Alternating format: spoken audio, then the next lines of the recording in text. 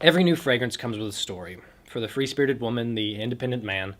For the girl who wants it all and takes it. For the sophisticated gentleman who owns the night. It's really fun to imagine the first 100 times, but it's draining when a new fragrance comes out every 7 minutes, with a guy chasing a model on a rooftop or a woman tearing off her dress because she's free now. But what about fragrances with real stories? Not perfume jargon and manufactured speeches. Not what they think you want to hear, but what is true. Palpable histories, legendary lore, sense with memory. A classic. There's nothing better to start with than the invention of a genre. We classify our fragrances with terms like woody, oriental, fresh, and sweet. But it's common terminology, but it hasn't always been. That brings me to the original beauty, Guerlain Shalimar. Shalimar was the world's first oriental. They had to invent a word to describe this. How many words are you making up today? It was created in 1921 when Jacques Guerlain poured a new synthetic vanilla into another one of his creations, Jicky, and then did everything he could to make it rigorously sensual.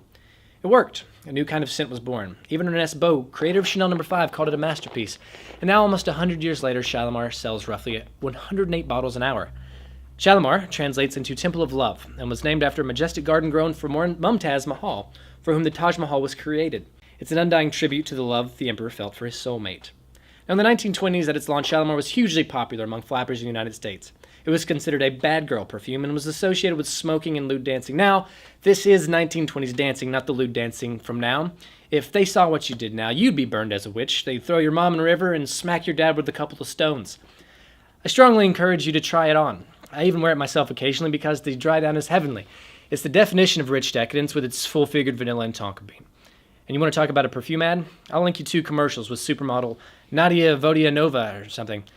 One is a 3-minute short story version of Shalimar's origin with a score by Hans Zimmer. The other is just Nadia rolling around naked in a bed, which is fine. Don't ignore this because you think it's fusty. It's a piece of art. This is like loving Lisa Frank stickers your whole life, then looking at the Mona Lisa and calling it garbage. If you don't understand something, you can't call it bad.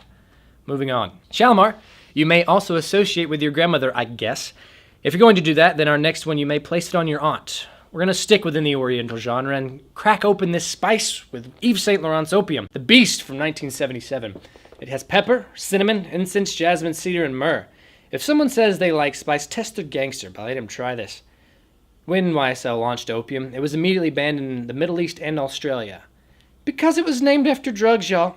You couldn't call a scent cocaine and carry it in Dillard's. You can't even do cocaine in Dillard's, but that's what they did and it worked. China launched a campaign specifically to change the name because of its damages in the country.